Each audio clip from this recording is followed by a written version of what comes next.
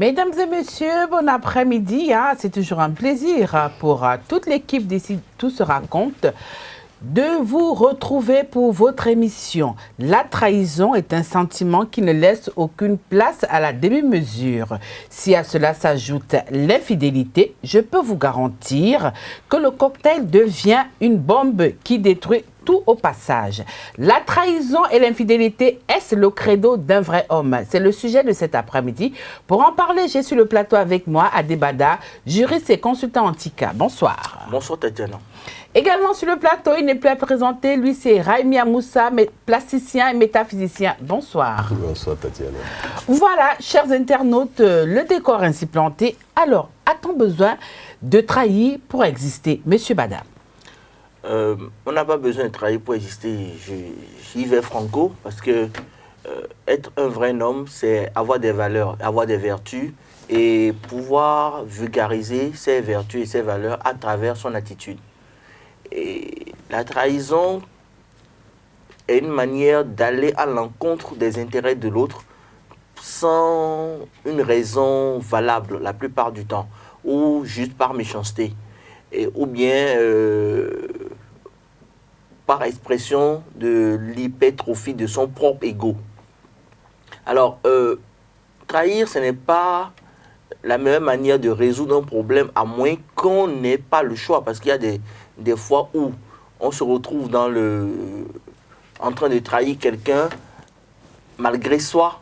Peut-être que la personne vous a poussé à certaines extrémités, mais il ne faut jamais oublier qu'on a toujours le choix. On peut faire le choix de passer à autre chose au lieu de rester dans le même... dans la même situation. Donc trahir n'est pas la meilleure manière de résoudre un problème ou de faire face à une situation.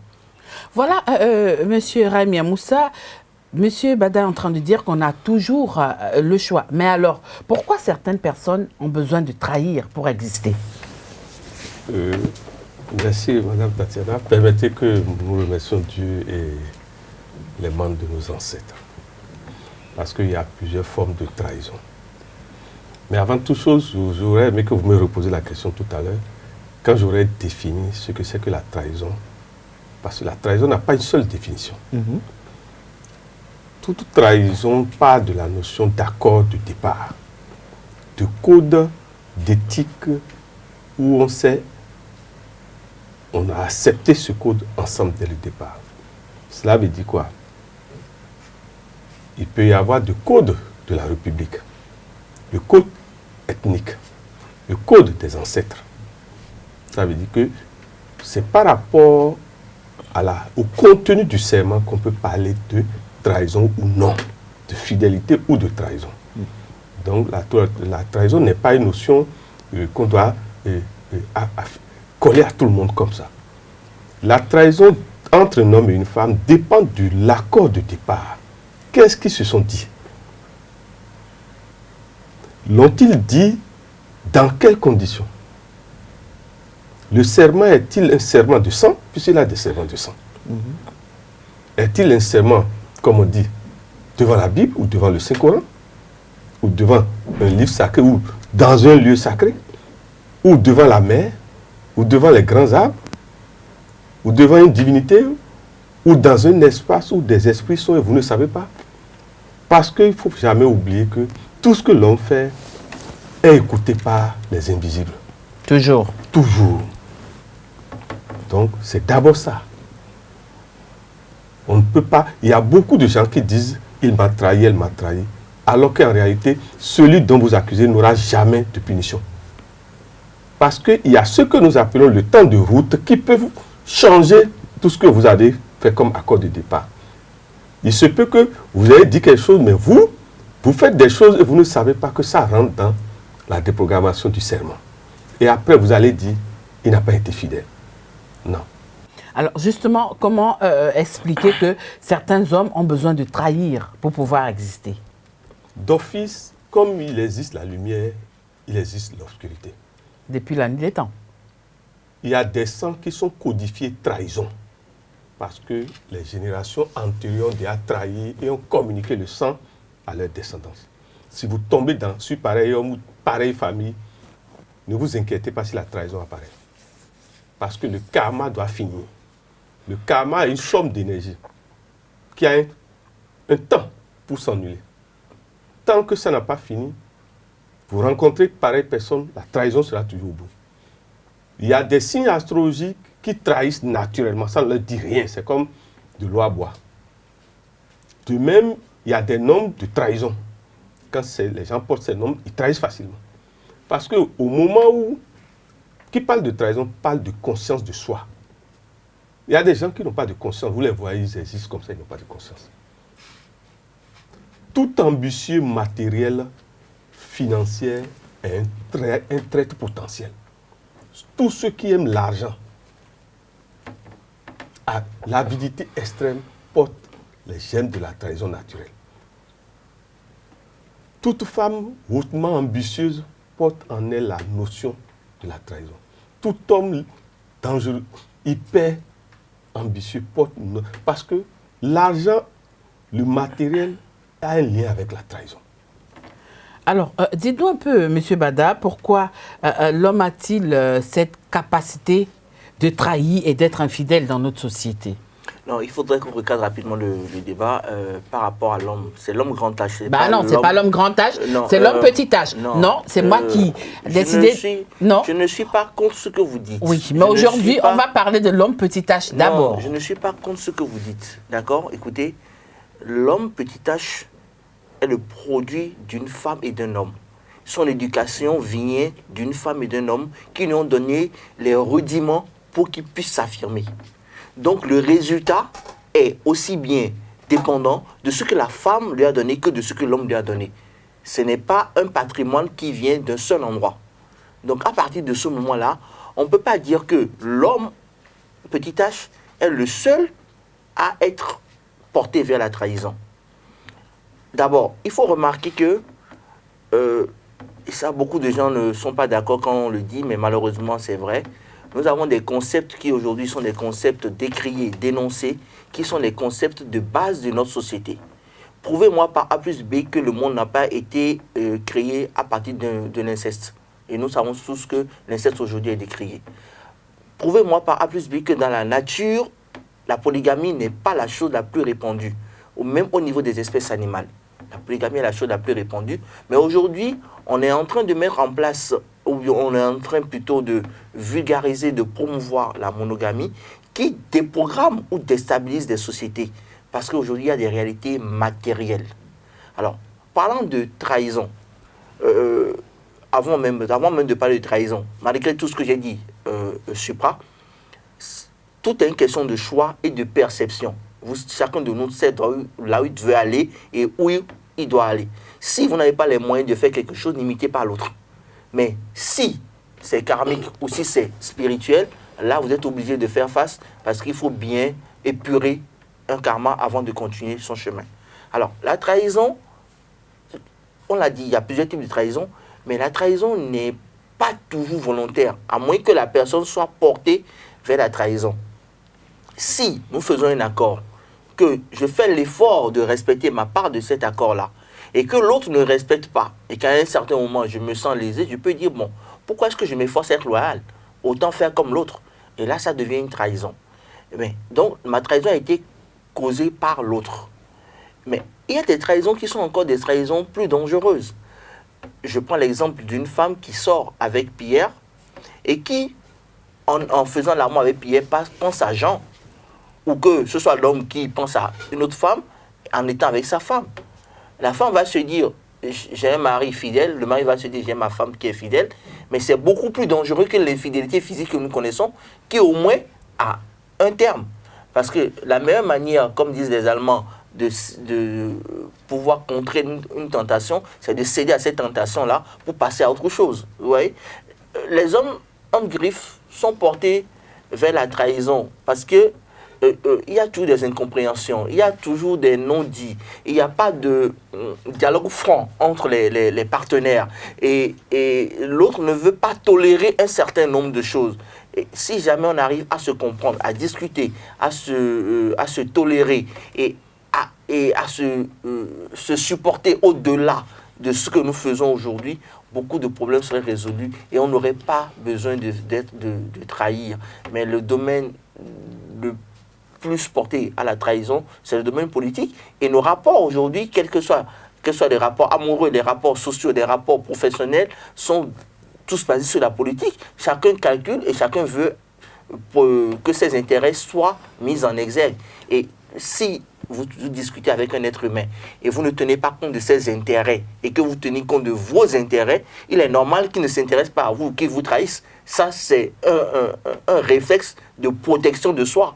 Donc, il faudrait que chaque être humain cherche à connaître son vis-à-vis et cherche à tenir compte des intérêts de l'autre pour qu'il n'y ait pas besoin de trahison. Oui, mais est-ce que c'est ça qui justifie le fait que les hommes aient cette capacité de trahir et surtout d'être infidèles?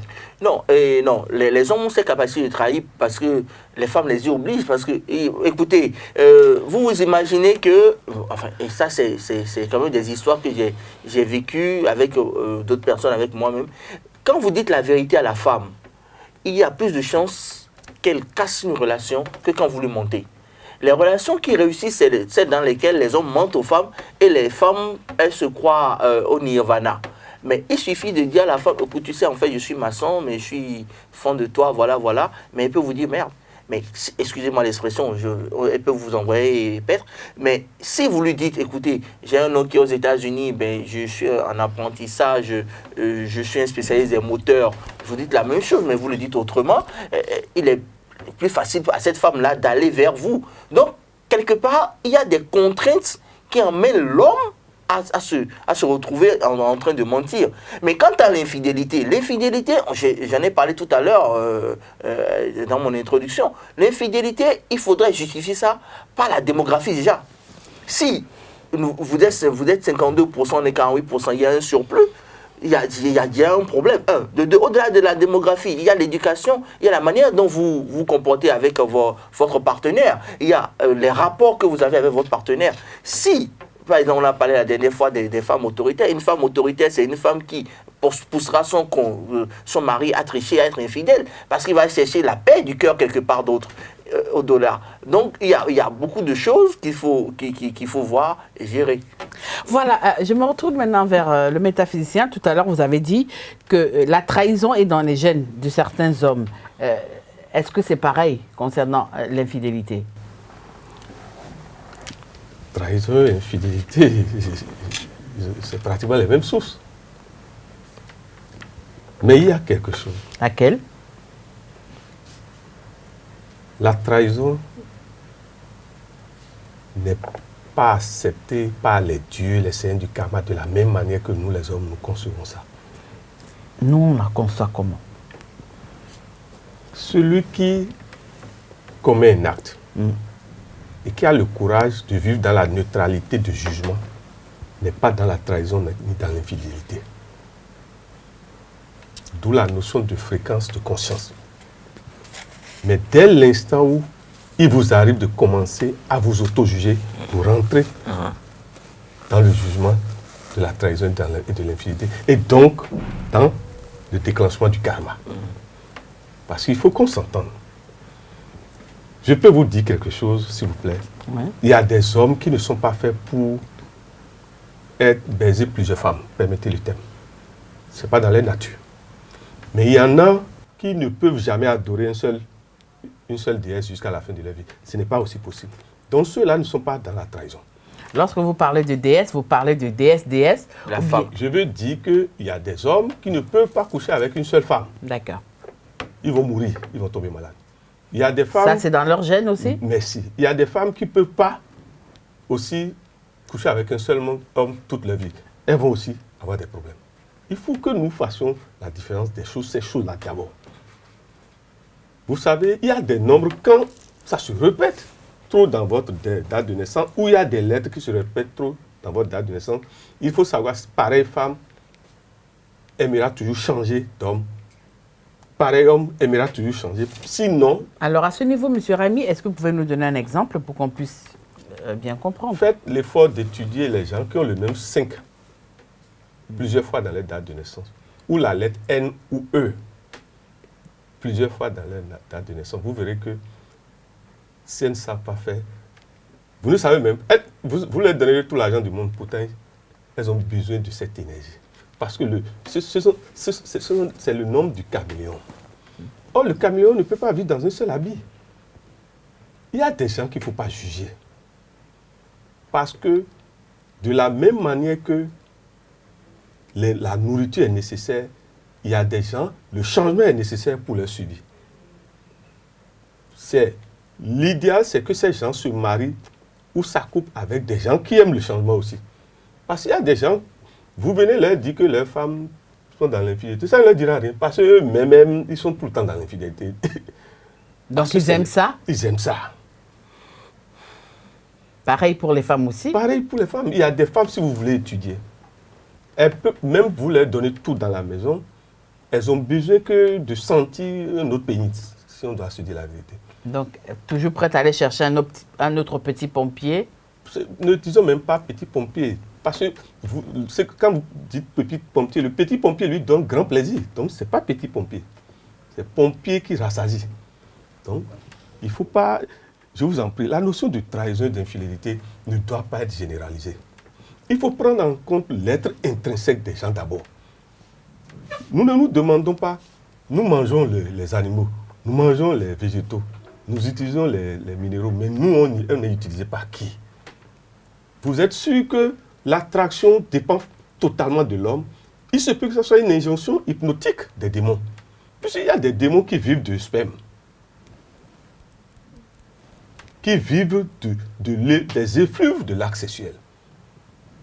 Et quand ces démons sont liés à vous, c'est seulement quand vous êtes dans l'acte sexuel que vous nourrissez ces démons. Et ces démons produisent, matérialisent vos désirs. Alors, M. Adebada, dites-nous un peu, lorsqu'un homme commet un acte de trahison envers sa compagne dans notre société, est-il obligé de soulager sa conscience?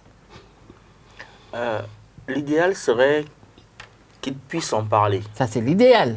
L'idéal serait qu'il puisse en parler. Mais il en parlera en fonction de son partenaire.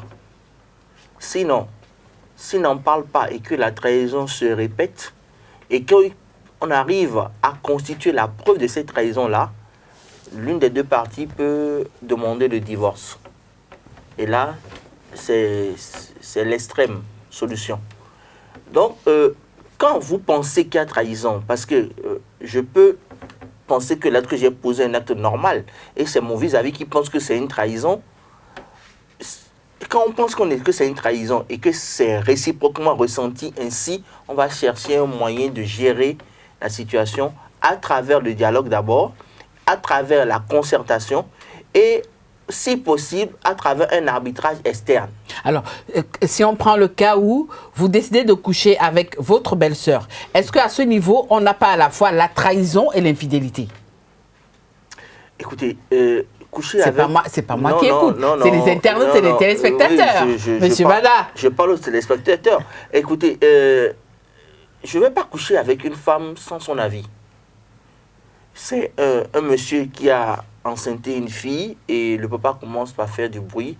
Ah, je vais t'emprisonner et tout. Et oui, qu'est-ce qu'il a demandé? Mais non, oui, là, c'est pas une quelconque fille. On est en train de parler d'une belle-sœur et d'un beau-frère qui décide de s'envoyer en l'air. Oui, à ce niveau, vous permettez, monsieur Bada, à ce niveau, nous avons à la fois l'infidélité et la trahison. La trahison parce que le monsieur a choisi de ne pas aller chasser loin, de rechasser dans la maison de son épouse. Le mouton bout d'ordinaire, là où il est attaché. Oui, ça c'est naturel. Voilà. Ça c'est naturel, on ne réfléchit pas à ça. Mais si la belle-sœur aussi n'avait pas un penchant pour ce beau-frère, ça n'allait pas se passer. Et pour que cela se passe, il lui a fallu aussi que la sœur ait un manquement. Peut-être que le beau-frère aime certaines choses que la sœur ne fait pas, ou que la sœur est consciente que sa grande sœur ou sa petite sœur ne fera pas un certain nombre de choses qu'elle est prête à faire. Alors, tout à l'heure, quand je parlais du jeune homme, le jeune homme a demandé au papa, donnez-moi une aiguille à coudre. Il prend l'aiguille, commence pas à tourner, il dit, papa, mettez-moi un fil dedans. Le papa n'a pas pu. Il dit, mais à un certain moment, il faut un consentement mutuel pour qu'il y ait cet acte-là.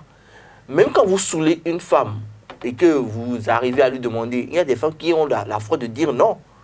Il y a des femmes qui disent oui, mais c'est un appel du corps, un appel, un désir qu'on veut assouvir.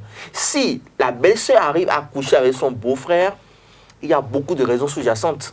Ce n'est pas juste pour s'envoyer en l'air. Soit le beau-frère, il n'est pas apprécié comme cela se doit par la sœur, soit on parle tellement bien de ce beau-frère qu'il est devenu un idéal au niveau de la famille, parce qu'il y a même des hommes qui arrivent à coucher avec leur belle-mère et leur belle-sœur, ce qui est dramatique. Mais quand vous y allez, quand vous cherchez plus loin, c'est que la femme aussi veut arriver à cette extrémité-là. Donc, mais c'est à la fois une trahison et une infidélité, encore que l'infidélité en elle-même est une trahison. C'est les mêmes réalités qu'on nomme différemment. Et on doit pouvoir trouver une solution dans le dialogue. C'est-à-dire qu'il faudrait que les partenaires qui ont vécu ce genre de situation puissent se remettre en cause, parce que votre partenaire ne veut pas choisir un parent à vous qui d'abord est consentant sans qu'il n'y ait une raison profonde. Et cette raison-là, si vous ne la reconnaissez pas pour réparer le tort à la base, jamais vous ne trouverez une solution et vous penserez que c'est l'autre qui a tort alors que vous avez votre part de responsabilité. Alors, je me retourne vers vous pour vous reposer la même question, Monsieur Raimi. Est-ce que c'est facile de soulager sa conscience après avoir commis un tel acte? Pour l'homme surtout.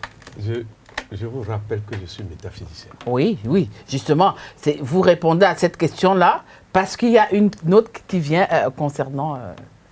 Je le répète, tout dépend du concept de départ, concept ethnique, concept du pays, concept de la société en vogue. Ce que vous dites, on dit il est interdit d'interdit. Ce que vous prenez comme interdit. Les musulmans ont dit de ne pas manger cochon, mais il y a d'autres qui mangent cochon. Et je peux vous dire que parmi les musulmans, il y a certains, je peux vous dire que c'est quand ils vont manger cochon qu'ils seront en bonne santé. Aucun interdit n'est universel, c'est faux. Aucun interdit n'est universel. Dieu n'a pas créé, les lois des hommes ne sont pas les lois de Dieu. C'est seulement quand vous enfreignez les lois divines universelles que le karma s'opère. Parce que ce que vous vous dites que c'est interdit, c'est parce que vous l'avez accepté que ça devient un cas de conscience. C'est pour vous dire quoi? Quand vous prenez un braqueur, lui il tue, le sang coule, ça ne lui dit rien. C'est son butin qui compte. Jusqu'à ce qu'un jour, sa conscience commence par l'embêter. On dit... tel a fait quoi avec sa belle-sœur? Excusez-moi. Le sexe de la femme, il faut respecter ce sexe-là. Parce que ça peut vous emmener au paradis comme en enfer. Partout, aucune femme n'a la complétude de la beauté et du charme. Aucune femme. Il se peut que l'homme vous ait aimé par rapport peut-être à votre visage, à votre manière de parler. Mais il se peut que dans ses gènes, dans ses vices, il aime les belles fesses. Et vous n'avez pas les belles fesses. Votre soeur a les belles fesses. Pardon, allez doucement quand on veut porter des jugements de valeur dans ces choses-là. Alors, dites-nous, vous gardez la parole, en tant que métaphysicien, comment spirituellement parlant, la trahison et l'infidélité peuvent détruire un homme? Tout part toujours de la notion du concept de départ, d'accord de départ. Est-ce qu'on est obligé de respecter cette constitution que les deux partenaires décident de s'assigner? Je connais des ethnies dans mon pays, au Dahomey, où dans cette famille, quand vous mariez l'homme de cette famille et qu'un autre homme vous couche, l'homme va mourir. Ça, c'est Dahomey, ça. C'est ce que je veux dire. Si moi et Tatiana, on s'est mis d'accord sur des points donnés, que c'est quand on va enfreindre ça que ça devient trahison, quand vous le faites, ça devient trahison. Mais ce en quoi nous ne sommes pas entendus, si l'un d'entre nous fait, ce n'est pas une trahison, s'il vous plaît, ce n'est même pas de l'infidélité. Et au-delà même de ça, on parle de mariage civil. Ce mariage civil qui détruit tellement de choses aujourd'hui. Parce que n'oubliez pas que la santé, ce n'est pas seulement les nourritures. Le sexe aussi fait partie d'une réalité qui maintient la santé. L'homme qui ne fait que coucher une seule femme va vite mourir. Il faut qu'on se dise la vérité. Or, la femme a cette capacité de contenir un seul homme toute sa vie. Dieu vous a donné ça. L'homme aussi peut le faire? Non, l'homme ne peut pas. L'homme ne le peut pas. Parce que l'érection, même le roi tombe face à l'érection. Le roi... Même le roi. Le roi pris devant le fétiche aussi. Excusez-moi, les notions de fétiche, tout ça là, c'est l'homme qui est derrière encore ça. Bah oui, quand je dis que Il le faut roi... faire confiance au Seigneur du Karma. Quand je dis que le roi se met à genoux devant le fétiche, il y a M. Bada qui est en train de rire. Alors, M. Bada, dites-nous, est-ce que c'est la trahison et l'infidélité qui font de vous des vrais hommes? Non. Écoutez, tout à l'heure, on a demandé de relativiser. Non, je ne veux pas. Je ne veux pas relativiser. Le jour où je voudrais parler de la femme, je mettrai l'accent sur la femme. Aujourd'hui, je mets l'accent sur le phallus, sur l'homme petit H. Il n'a pas besoin d'être un traître ou d'être infidèle pour pouvoir s'affirmer. Mais il faut dire que l'homme est souvent le produit de ce que la femme veut qu'il soit.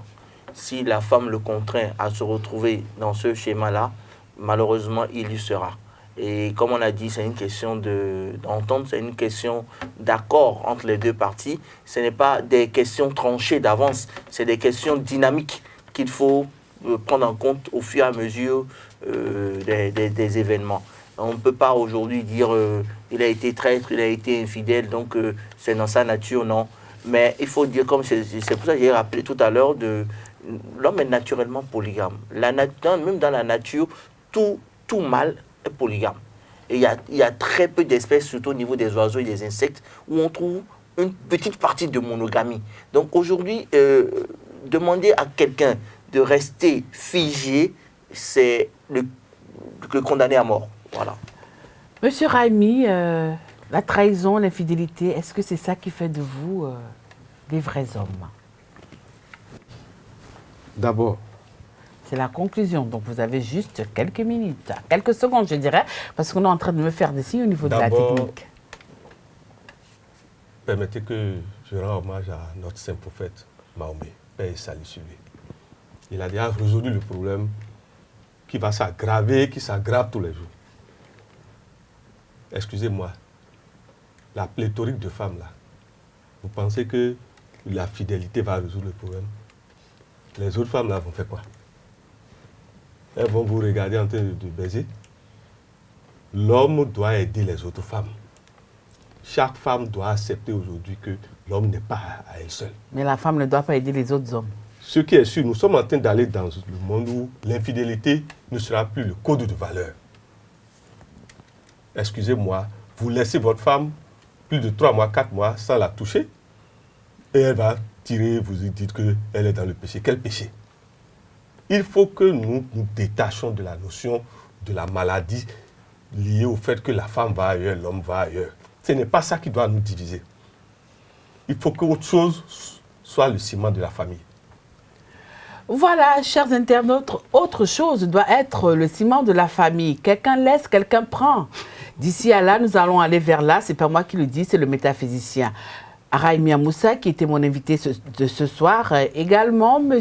Adi Bada, juriste consultant. La trahison et l'infidélité, est-ce le credo d'un vrai homme? Vous les avez écoutés.